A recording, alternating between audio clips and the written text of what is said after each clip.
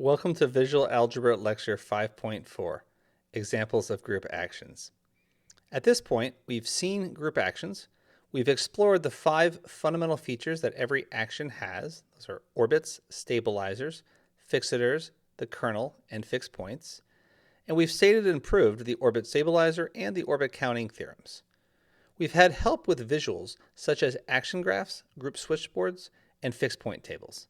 In this lecture, we will explore 4 important actions: groups acting on themselves by multiplication, on themselves by conjugation, on their subgroups by conjugation, and on their cosets by multiplication.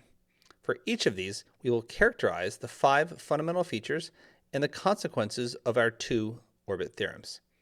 In some cases, this will even lead to new theorems, such as a one-line proof of Cayley's theorem, or formulas for the number of conjugacy classes of elements and subgroups.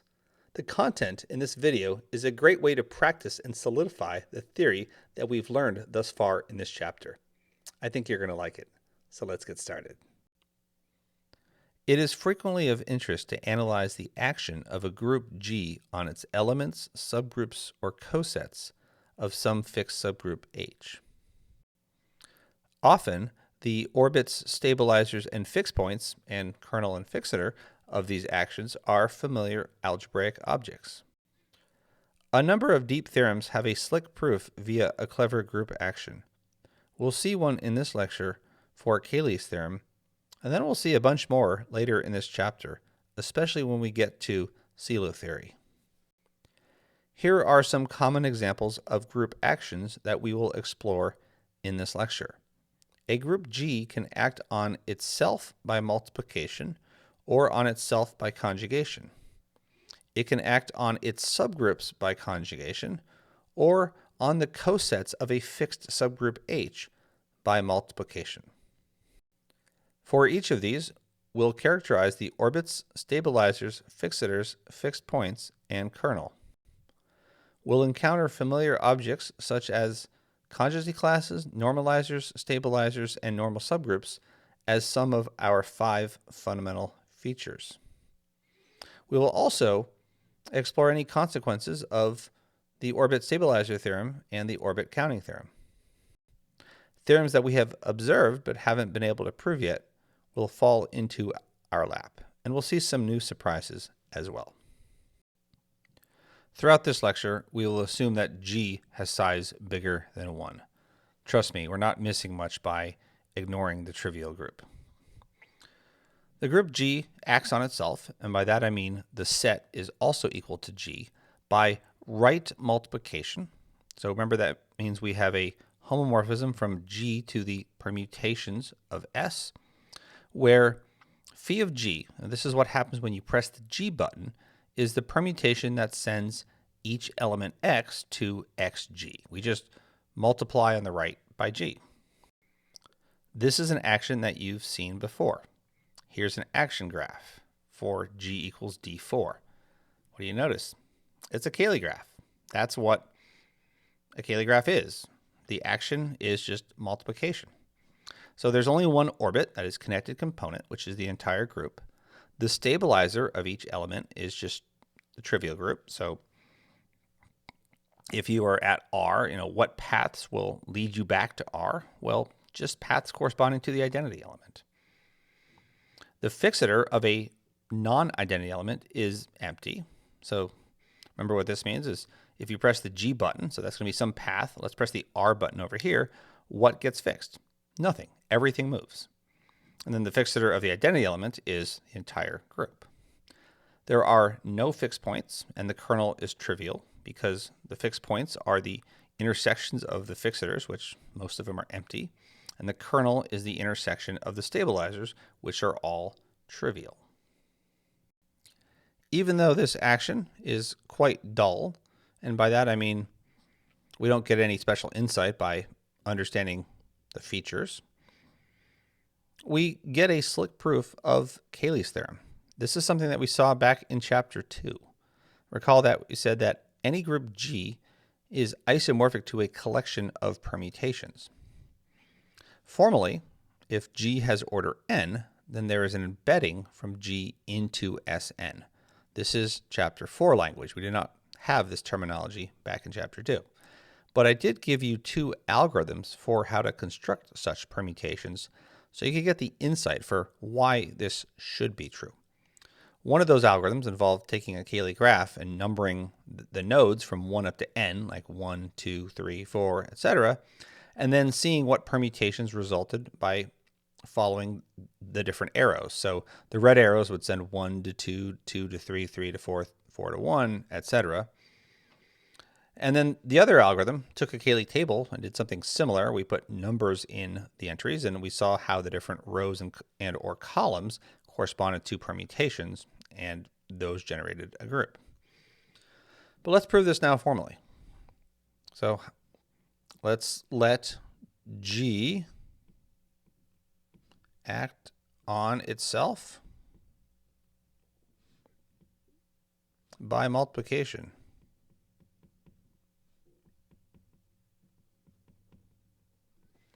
So this defines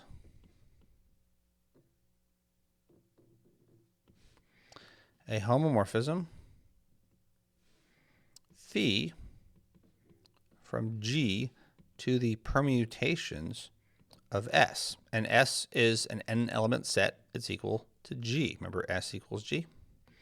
So this is isomorphic to Sn. And recall that the kernel of this is trivial. So we have a homomorphism with a trivial kernel. So since the kernel of this is trivial, phi is injective. So we actually have an embedding, and that's it. Isn't that a neat proof?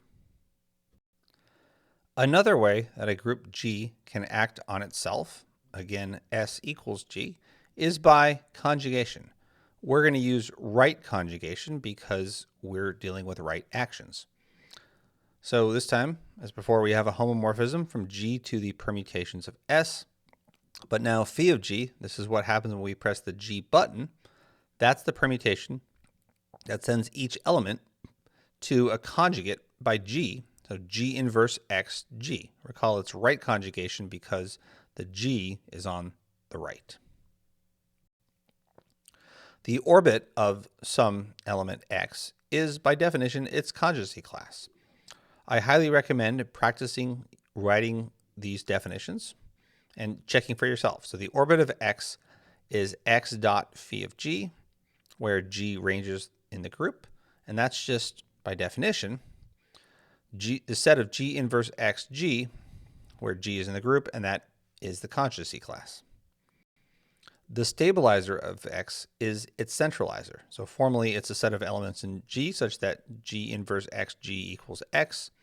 And that just means a set of elements that commute with X, which is the centralizer. The fixator of a group element is also its centralizer, almost by symmetry, because the fixator of G is the set of all elements in S, which are also, with S is equal to G, such that X dot phi of G equals X. That's just all elements in G that commute with X, which is the centralizer of G. The fixed points and the kernel are the center because the fixed points, remember, are the intersection of the fixators, and that's just the intersection of the centralizers. These are the elements that commute with every element in G, and that is the center. And similarly, the kernel is the intersection of the stabilizers, and that's also the intersection of the centralizers. So it's the elements that commute with all elements X in G. Let's now apply our 2 theorems to this action. The orbit stabilizer theorem says that the size of the orbit is the index of the stabilizer, which means the size of the conjugacy class containing an element X is the index of its centralizer, and that's something that we saw back in chapter 3. For this one, I left the proof as an exercise. The orbit counting theorem says that the number of orbits which in this case is the number of conjugacy classes of elements, is equal to the average number of elements fixed by a group element. And that just says the average size of a centralizer. So this is a new result. I don't know how useful or interesting it is, but we have a formula for the number of conjugacy classes, and it's just if you pick a random element, what's the expected value for the size of its centralizer? Let's revisit our old example of conjugacy classes in D₃, which we saw back in chapter 3 when we first learned about conjugation of elements. So back there, we just had these partition diagrams, and it looks something like this. These are the two fixed points, and then so like that. But now we have more information. Not only do we know what the conjugacy classes are, but we know like how conjugation rewires the individual elements. So when we press the R button, well, all the powers of R are fixed because they commute with R. We press the F button. F does not commute with R and R squared, so it's got to send these elements to something else, and there's only one other candidate. F commutes with itself, and it commutes with R cubed F because F or R cubed is central. But it does not commute with these other reflections, and so it swaps those and fixes these two. Notice that the stabilizers of all the rotations that are not central are just the subgroup generated by R. You can see that multiple ways. Well, those are the things that commute with it. But also, the size of a conjugacy class is the index of the stabilizer, so it has to be an index 2 subgroup for these four elements. And, well, that's the index 2 subgroup that contains each of these elements. Of course, the stabilizer of the central elements is the entire group itself. And the stabilizer of each reflection is an index 3 subgroup, the size of the conjugacy class. And we know that things that commute with each reflection, well, of course, itself, and also the 180 rotation. So here is an order 4, i.e. index 3 subgroup, that stabilizes this reflection. Here is the fixed point table of that previous example. Recall that I usually put the set S up here and the group G down here. In this case, they're the same. So we get this symmetry across the main diagonal. Also notice that the kernel of this action, these are the group elements that fix everything, consists of the identity and the 180 rotation. And that's also the fixed point set, because those are the two set elements that are fixed by everything. By the orbit counting theorem, the number of orbits is the number of check marks in this table, which is, save you the trouble, 72 divided by the order of the group, which is 6. And that's the number of conjugacy classes that we just saw on the previous slide.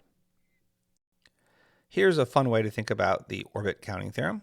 I'm showing you the cosets of all 12 cyclic subgroups in D₃. Now, some of them coincide. For example, R and R to the 5th generate the same subgroup, as do R squared and R to the 4th.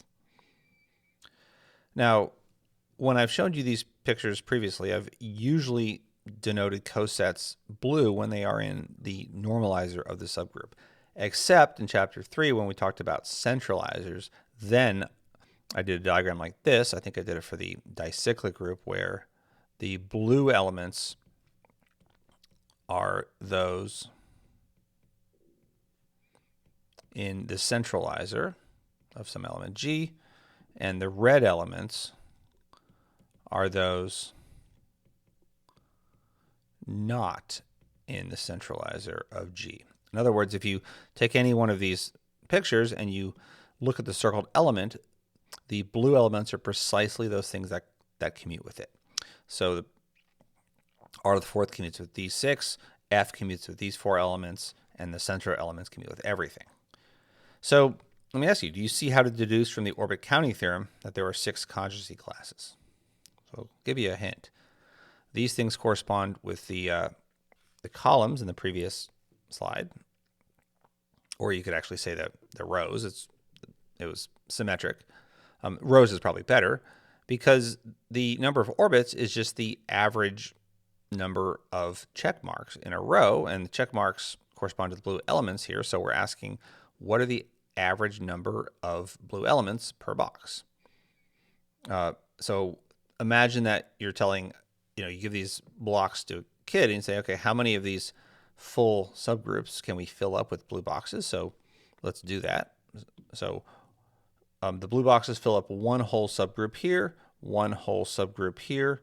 This is 1/3, 1/3, 1/3, 1/3, 1/3, 1/3. The blue boxes are now 1/2 of these. Let's add up these fractions. So we have 2. Here's 3. These give you 4. These give you 5. These give you 6. I claim that this is always going to work. You add up, you do a picture like this, you collect the blue boxes and see how many of the entire groups do they fill up, and the number of that is going to be the number of conjugacy classes. Our third example of a group action is a group acting on its set of subgroups by conjugation. So we've seen 2 of them where they act on the elements by multiplication and conjugation. Now we're acting on the subgroups. So this is a homomorphism from G to the permutations of S, where pressing the G button is the permutation that sends each subgroup H to G inverse HG. Recall that's the right conjugate because G is on the right. There's an associated left action where G is on the left. Let's fix a subgroup H, which is an element of S. The orbit of H consists of all conjugate subgroups by definition. It's a set of all G inverse HG where G ranges in the group. The stabilizer of H is the normalizer. That's a set of all elements in G that when you conjugate H by, you get back itself.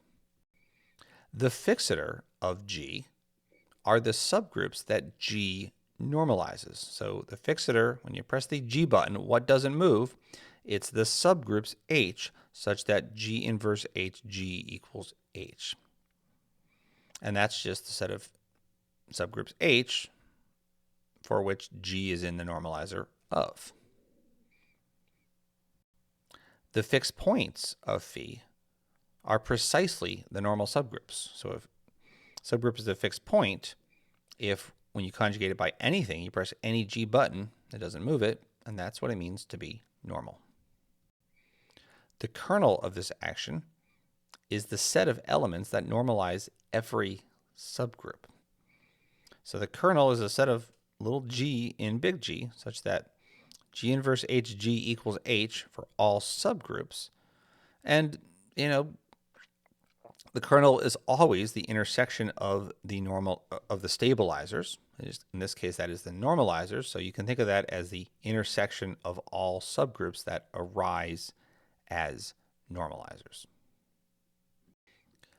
Let's now apply our 2 theorems.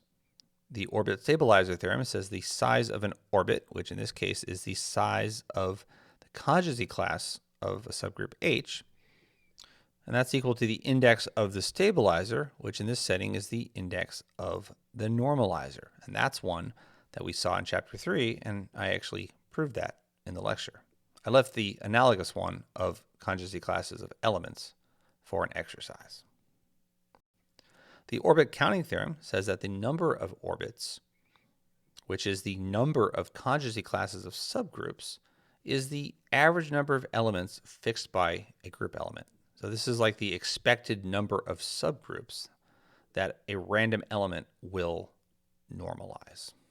Not really something that we've thought about before. Again, I don't know how useful this is like the other one for elements, but hey, it's a theorem that gives us the number of conjugacy classes of subgroups. I want to recall this picture that I showed you back in chapter 3. If we have a subgroup N that is normal, then the normalizer is all of G. So the index of the normalizer is 1, and that's the size of the conjugacy class. If the normalizer is strictly between K and G, let's call our subgroup K now, say it has index M, which is less than N, then the size of the conjugacy class is M. We say that K is moderately unnormal and the size of the conjugacy class is between, bigger than 1, smaller than the index of K and G, which say is n. On the other end of the spectrum, if H is equal to its normalizer, then it is fully unnormal. So the conjugacy class is as big as possible, has n elements, where n is the index of H. Here is the action graph of D3 acting on its subgroups. We don't have to superimpose these on the subgroup lattice, but I think it's helpful to do so. And here are the corresponding permutations. This is what happens to the subgroup when you press each of the buttons corresponding to the 6 elements. So rather than put a self loop when we have a point that doesn't move, we're just going to leave it like an isolated node. Let's make several observations. First of all, do you see how to read stabilizers and fixed points and fixitors, etc., off the permutation diagram? Well, here's a hint. You can turn this into a fixed point table by just replacing all of these singleton, I don't want to call them fixed points because it means something else here, with check marks. So in other words, if we put check marks in like all of these, here and here, etc., then we get the fixed point table. The kernel consists of the rows that have only fixed points or check marks, and that's just one of them right here. So the kernel is trivial. The fixed points consist of the columns that only have, again, I'm using the word fixed points now for a different reason. Think of these as check marks. They're the fixed points in the individual permutations. So these are the normal subgroups. By the orbit counting theorem, if you count the number of these singleton subgroups or fixed points of the permutation or check marks in the fixed point table, whatever you want to call them, see how many are there. There's this whole column. There's 3 whole columns. That's 18, 19, 20, 21, 22, 23, 24. So 24 divided by 6, the size of the group, which is 4. And indeed, that's the number of conjugacy classes of subgroups. We can see it right here. Here's a picture that is similar to what we saw a couple slides ago, but there we were looking at the action on elements by conjugation. Now we're doing subgroups by conjugation. So like we've done most of the class, blue, an element that's in blue is in the normalizer of H, and red is not in the normalizer of H. So R does not normalize this subgroup, but F does. Let's make some observations. The fixitor of G, so this says when I press the G button,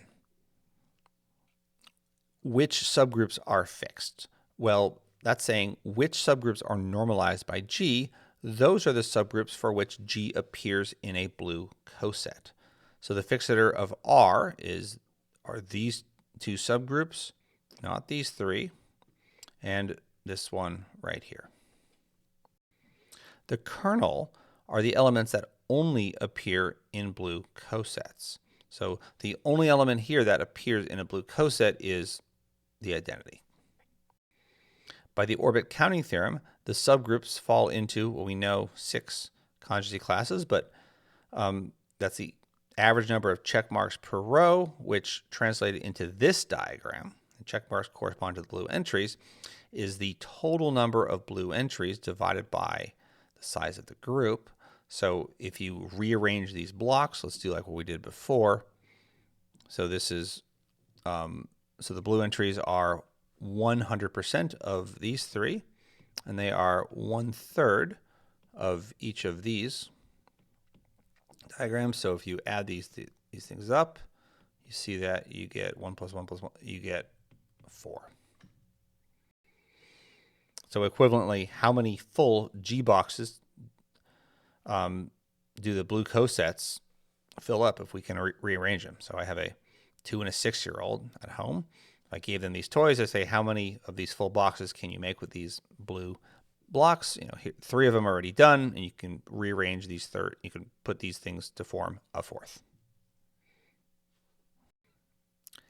Here is a familiar example, if you watch my chapter 3, of A4 acting on its subgroups. So let's take a moment to revisit our 3 favorite examples from chapter 3. So we had the subgroup N, which is normal over here. We had the subgroup H, which was fully unnormal over here. And then we had the subgroup K, which I think it was this one, which is moderately normal. So this is normal, so it's normalizer. Stabilizer is the whole thing. This thing is fully unnormal, so it is its own normalizer or stabilizer. And K is moderately unnormal, so its normalizer, that is stabilizer, is in between it. It was this one right here. Here is the fixed point table of this action. Several comments. So the kernel, you can see, is trivial. It's just the only row that has all check marks. The fixed points are the normal subgroups. That's the trivial group, A4, and then this was N. And then what else? Again, the stabilizer, you can read down the columns. The fixators, you can read off the rows. And by the orbit counting theorem, if you count these up, there are 60 check marks. And A4 has order 12, so that means that there are 60 divided by 12, or 5 conjugacy classes of subgroups, and we saw that on the previous slide.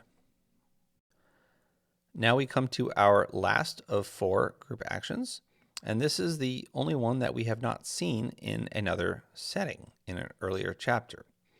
So it's going to be a little more obscure, but I claim that this is actually arguably the most important of the 4, and we'll learn why mostly in lectures later in this chapter, but I'll give you a little preview right here. So let's fix a subgroup H. And then H will act on its right cosets by right multiplication. So phi is the homomorphism from G to the permutations of the cosets. And when you press the G button, it's going to multiply each right coset HX to HXG. So let's consider a coset HX. And remember that my notation of H/\G is the right cosets of H. So there's only one orbit. For example, if I take 2 cosets, HX and HY, it's pretty easy to see what I multiply by this one to get that one. You just multiply HX by X inverse Y and you get HY. So between any 2 cosets, I can get from one to the other. The stabilizer of a coset HX is the conjugate subgroup X inverse HX. Let's see why. So the stabilizer of HX, by definition, is the set of group elements little g such that HX little g equals HX. You can move the X over here, and now you get H times XG X inverse equals H. And that happens if and only if XG X inverse is in H. That's by our boring but useful coset lemma. And that is the same thing as saying G is in X inverse HX. So in other words, one way to see that is if XG X inverse is equal to H, then we can solve for G and say that G equals X inverse HX. Oh, so that means that the stabilizer is this conjugate subgroup. There doesn't seem to be a standard term for the fixator of G. I mean, we can still write it out. It's a set of cosets HX such that HXG equals HX, which you can move the X over here and says it's the right cosets such that the conjugate of G remains in H. So when you press the G button, the things that don't move are the cosets where this conjugate remains in H. I don't know. Let me know if you've seen this elsewhere or have any other interpretation than just this definition. Assuming that H is a proper subgroup, there are no fixed points. If H is the entire group, then there's one element, one coset, and it is fixed. But otherwise, there are no fixed points because there's only one orbit. The kernel of this action is the intersection of all conjugate subgroups. Remember, it's the intersection of the stabilizer, of all the stabilizers. So that's just intersection of all the conjugate subgroups. And recall that we had a term for this earlier in, I think it was in chapter 3. I called this the base of the conjugate fan. So if we have H and we have X, H, X inverse, and then we have all the way up to, say, Z, H, Z inverse. So we have a conjugacy class like this. And then we intersect that. What we always get is a normal subgroup. And I don't mean to imply that there are not intermediate subgroups in here. There might be. But the intersection of this, wherever it is some normal subgroup, and that is going to be the kernel. And that's something we can usually spot pretty easily in the subgroup lattice. So notice that the kernel is going to be, well, the biggest it can be is H, but that's only going to happen if H is normal, if there's nothing else conjugate to H. And the smallest, of course, it can be is trivial. So it's going to be somewhere between H and the trivial group. And it's equal to H if and only if H is normal. These last 3 slides are really important, not just for this lecture, but going forward. So in chapter 3, we learned what I call the quotient process. We took a group and we took a subgroup, H, and then we looked at the left cosets of the subgroup and we collapsed those into nodes and saw if the result was a Cayley graph. If it succeeded, then the quotient was a group, and we saw that that happened precisely when the subgroup was normal. We finally formalized this in chapter 4 via homomorphisms, but before we did that, we were just collapsing cosets. And this is the result of collapsing cosets of the subgroup generated by F in D₃. I'm not showing you the Cayley graph for D₃. You've seen it before. But this fails because, in D₃, we had these outgoing red edges, and now we have these double red edges. So from each coset, each supernode, we have an outgoing red edge in each direction. So that is not a Cayley graph. It's not an action graph. However, we can collapse by the right cosets in the same manner. It's a little bit harder to see that on the Cayley graph because the right cosets are often scattered, but the same idea. If we have 2 right cosets, say H and HR, and then we draw a red arrow from one to the other, if there is some red arrow going from one of these nodes to one of these nodes. In this case, we actually have both red arrow from 1 to R and from F to FR. So if we collapse by the right cosets, what we get is an action graph. And I want you to think about this. This is precisely the action graph for the action that we just saw, groups acting on cosets of H by multiplication.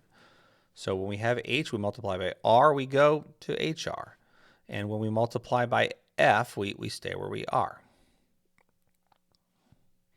So back in chapter 3, I said that you can only take the quotient by a subgroup if it is normal, and that was a slight white lie. So you can take the quotient by the right cosets of any subgroup, and you will get an action graph, but that action graph is going to be a Cayley graph of a group. In other words, that G set is going to actually be a group if and only if that subgroup is normal. So back in when you were a really young kid, your teacher said you cannot subtract a bigger number from a smaller number. And then it was you can't split apart the dx and the dy. And there's probably other things in there as well. And then now you can't take the quotient by non-normal subgroup.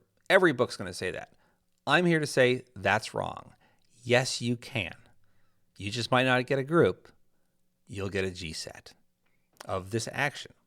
And that's one reason why I think it's so important to formalize the notion of G-sets and understand them, because if you just look at actions, you miss that connection and that parallel, that generalization with groups. Soon, we'll see that every transitive action, that is, the action graph is connected, of a group G is equivalent to G acting on cosets of a subgroup. And here's an example that we've seen before, and notice how it compares to the example that we just saw. And to see how this works, we can pick one of these set elements. Let me pick the yellow one, and let's call it S, little s that is, and then let's let H be the stabilizer of S. And if we do that, then we can label the remaining elements of the orbit with right cosets of H. That's from the bijection that we saw with the orbit stabilizer theorem proof. And notice that that is exactly what we get here when we collapse by the right cosets. This is not a proof. We will prove this in a couple of lectures, but this is one of the really big ideas in this chapter, which is, we've seen pictures like this. How do we classify all action graphs or all G sets for a particular group G? Well, this is the answer. It's what you get by collapsing by cosets. In other words, they are action graphs of G acting on the right cosets by right multiplication. This is another reason why it's so important to formalize the notion of a G-set. For example, we want to talk about G-set isomorphism. These two algebraic objects, these are sets with algebraic objects. Here's the sets are hexagons, here they are cosets. They have the same structure. They should be isomorphic as G-sets. And once again, we can always quotient by a subgroup to get a G-set, whether H is normal or not. And this G-set is a group. The action graph is a Cayley graph if and only if H is normal. Again, this is why it's so important to formalize the notion of a G-set, a set S with an algebraic structure endowed by an action. Let's finish this lecture with a summary of the four actions that we saw. So we saw a group acting on itself by multiplication, itself by conjugation, its subgroups by conjugation, and cosets by multiplication. So here are those four actions here, the columns. And here I've just made a list of what our 5 features are, and also like the size of the orbit and the number of orbits as well. So the size of the orbit is from the orbit stabilizer theorem, and the number of orbits is from the orbit counting theorem. So I'm not going to go over these again. This is just a summary of what we've seen. But it's worth mentioning that you should not memorize this. Like, I do not have this memorized. If you were to ask me, what is the fixator on, where the action is conjugation by subgroups, I'm not going to memorize this. I'm going to just write out the definition and think about it and come up with this. So it's really important. This is a good way to test yourself for how well you understand this is, can you fill out a table like this that's blank just using the definition? And don't worry, there's a couple of tricky ones in here, like this one here doesn't really have a good name. This one here we hadn't really seen before. So, don't worry if you can't get these, but most of these you should be able to get right away. And if not, it's good to practice until you get there. Okay, that is a good place to stop. What we'll do in the next lecture is we'll look at actions not of a group acting on things, but of the automorphism group acting on the group itself. So we've seen the automorphism group, and automorphisms permute elements in G. That is an action. So the automorphism group acts on a group, but also the inner automorphism group acts on a group as well. And these groups act on subgroups, and they act on conjugacy classes. Well, the inner automorphisms act trivially, but the outer automorphism group acts on conjugacy classes as well. So we'll look at these actions. We'll look at especially the action of the automorphism group on the subgroups, that will be something that is coarser than normality, and subgroups that are fixed under that action, fixed under automorphisms, are called characteristic, and that is a stronger condition than being normal. And there's some properties that normality does not hold for normality, but does hold for being characteristic, like transitivity. So we'll see that, and we'll learn about a few other subgroups. One of them is called the Frattini subgroup. One of them is the Sokal, that are characteristic. So we'll see some fun things involving this as well. So that'll be fun. And after that, we'll get back into equivalence of actions and get to formalizing what G-set isomorphism is all about. So there's a lot of fun things coming up in the next few lectures. Don't go anywhere.